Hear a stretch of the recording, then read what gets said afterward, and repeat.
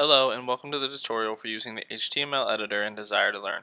The goal of this tutorial is to become familiar with how to use the HTML editor function within the Desire2Learn learning management system.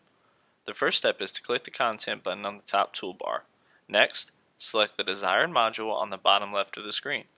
When in the desired module, click the blue New button towards the middle of the screen. A drop-down menu will appear. Select the third option down, Create a File. Next, there will be the Create a File screen. Here is where the title of the page can be edited. This can be found underneath the Create a File header.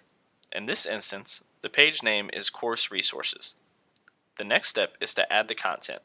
In this case, we will be adding a picture. In order to add a picture, the first step is to click on the small camera icon located just below the page title. Search for the desired image from your computer or other device and select it. The screen will then present you with this current window. Click the blue Add button located on the bottom left corner of the pop-up screen.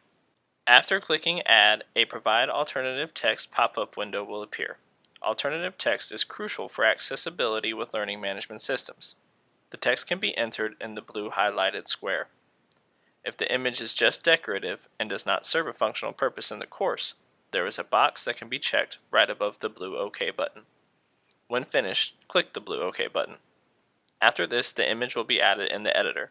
When you are ready to make the file live in the course, just click the blue Publish button on the bottom left-hand side of the screen.